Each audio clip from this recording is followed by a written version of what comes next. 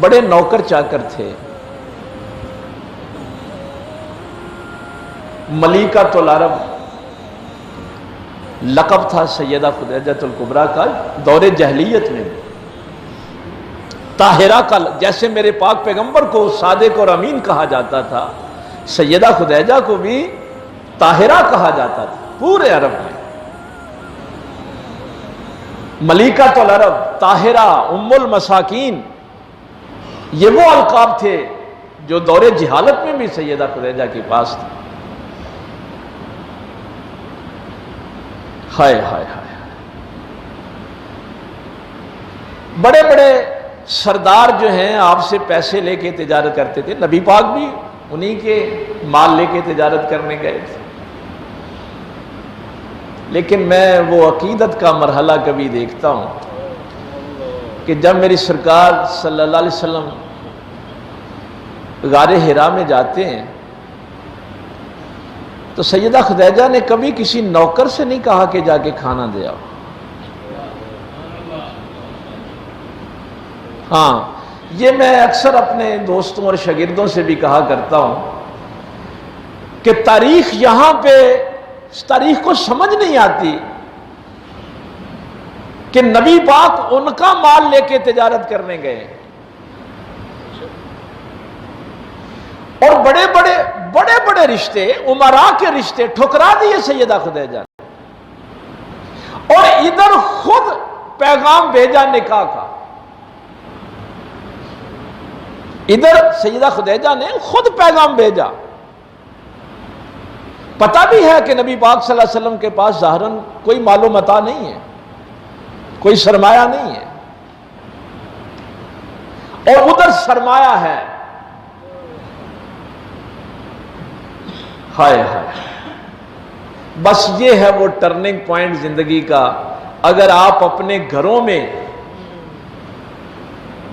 وہ امن اور سکون چاہتے ہیں جس سکون کا تذکرہ میرے پیغمبر سیدہ خدیجہ کا نام لے کے کیا کرتے تھے، تو اس کے لیے پھر فیصلہ یہ کرنا پڑے گا کہ سیدہ خدیجہ نے اس جاہلیت کے دور میں بھی لوگوں کو یہ بتایا کہ شادی کے لیے فیصلہ مال و متاع کا نہیں، کردار کا کرنا ہے. خدیجہ نے فیصلہ مال و متاع، صادق اور امین کا فیصلہ کیا، کردار کا فیصلہ کیا. 4 عورتیں ہیں جن کا نبی پاک صلی اللہ علیہ وسلم نے خیر النساء کہہ کے ذکر فرمایا. سیدہ مریم کا، سیدہ آسیہ کا، سیدہ خدیجہ الکبریٰ کا، اور سیدہ فاطمہ الزہرا سلام اللہ علیہا کا. اب ذرا تصور کریں کہ اس دھوپ میں باہر غار کے بیٹھے رہنا، جس کے جوتے اٹھانے کے لیے بھی 10 20 نوکر ہوں. اب اس دھوپ میں جا کے پاک پیغمبر کے لیے بیٹھے رہنا، ابھی تو اعلان نبوت بھی نہیں ہوا، لیکن محبت ہے کردار کے ساتھ. تو جبریل امین آ کے کہتے ہیں یا رسول اللہ صلی اللہ علیہ وسلم، خدیجہ آ رہی ہے آپ کے لیے کھانے پینے کا سامان لے کے، اور مجھے اللہ نے بھیجا ہے کہ خدیجہ آئے تو اس کو کہنا کہ اللہ تجھے سلام کہتا ہے. یہ قرب میں آپ کو جو بتانا چاہتا تھا، یہ قرب عقیدت سے ملتا ہے. اور پھر جبریل نے پتہ کیا کہا؟ یا رسول اللہ صلی اللہ علیہ وسلم میرا بھی سلام عرض کر دیں. ہائے ہائے. پھر سارا مال پاک پیغمبر کے قدموں پہ نچھاور کر دیا،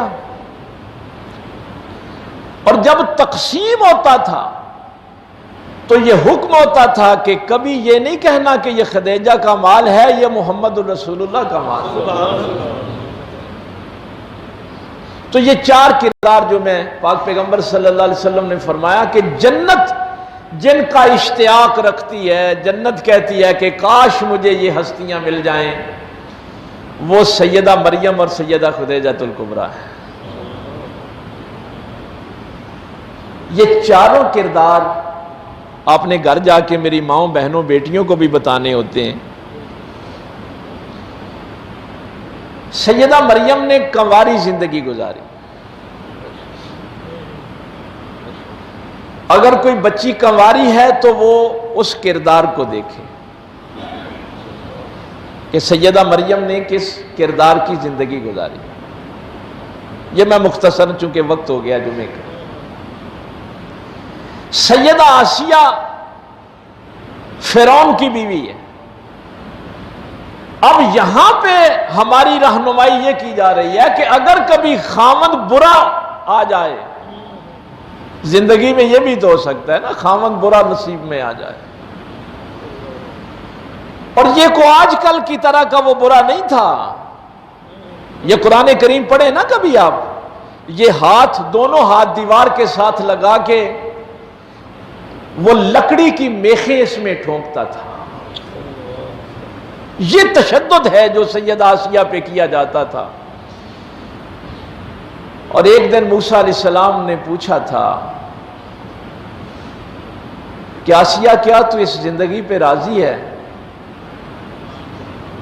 تو انہوں نے کہا تھا موسیٰ مجھے اللہ سے یہ پوچھ کے بتا کہ میرا اللہ تو میرے ایمان پہ راضی ہے۔ یعنی اس حالت میں بھی اپنے خاوند کی نافرمانی نہیں کی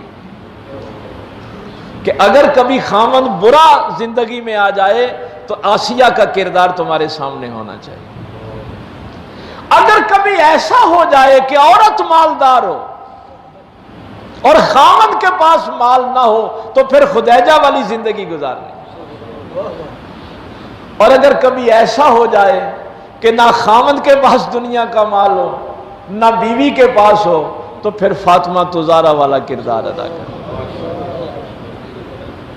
یہ چار کردار ہیں جن کو پاک پیغمبر صلی اللہ علیہ وسلم نے مثالی کردار قرار دیا۔ میں جب اپنے پاک پیغمبر صلی اللہ علیہ وسلم کے اصحاب کو دیکھتا ہوں، پھر آگے ہم تابعین کو دیکھتے ہیں، اس دور میں تو جہالت پتہ نہیں کس درجے پہ چلی گئی۔ مثلا تابعین میں بڑے بڑے لوگ ہیں، بڑے بڑے لوگ ہیں، لیکن ذرا کبھی آپ تصور کریں کہ میرے پاک پیغمبر صلی اللہ علیہ وسلم کے بعد علم سب سے زیادہ مولا علی کے پاس ہے، میرے بعد کوئی نبی ہوتا تو عمر فاروق ہوتا، لیکن دونوں کو حکم دیا کہ اویس کرنی سے جا کے اپنے لیے دعا کروا۔ نعرہ تکبیر، نعرہ رسالت، نعرہ حیدری۔ علی نے یہ نہیں کہا کہ میں تو باب العلم ہوں، میں اس ان پڑھ سے جا کے دعا کروں۔ عمر فاروق نے یہ نہیں کہا کہ میرے کہنے پہ تو قرآن کی آیتیں نازل ہوتی ہیں۔ نہیں، عقیدت یہ کہتی۔ بھائی اویس کرنی نے کوئی حدیث کی کتاب تو نہیں لکھی، کوئی قرآن تو نہیں لے کے دیا، اور علی اور عمر سے کہا جائے کہ اویس کرنی سے جا کے اپنے لیے دعا کروانا اور میرا سلام بھی کہنا۔ یہ میں بات اس لیے کہہ رہا ہوں کہ بخاری شریف لکھنے والا اس مقام کو نہیں پہنچتا جہاں ویسے کرنے کی عقیدت پہنچا دیتی ہے۔ کاش ہمیں عقیدت کا پتہ ہوتا۔ امام اعظم ابو حنیفہ کی میں بات آپ کو کہنے لگا تھا۔ باغ میں بیٹھے ہیں، شاگرد پاس بیٹھے اور کتاب لکھ رہے ہیں، بچے کھیل رہے ہیں، ایک گیند آ گئی، وہ بچہ باغ میں گیند لینے کے لیے، امام پاک کھڑے ہو گئے، ہاتھ باندھ کے کھڑے ہو، کتاب لکھنی چھوڑ دی۔ 2-3 دفعہ یہ ہوا۔ امام محمد آپ کے شاگرد ہیں، انہوں نے پوچھا امام اس بچے کے لیے اتنا اہتمام کرتے ہیں؟ فرمایا میرے استاد تھے نا حماد، یہ ان کا پوتا ہے۔ ہائے ہائے۔ اور میں کوفے میں جب تک رہا ہوں میں نے کبھی اپنے استاد کے مکان کی طرف پاؤں کر کے سویا نہیں. یہ چیزیں وہ جو صحابہ کرام نبی پاک کے وضو کا پانی نیچے نہیں گرنے دیتے تھے، یہ قرآن میں حکم نہیں آیا تھا.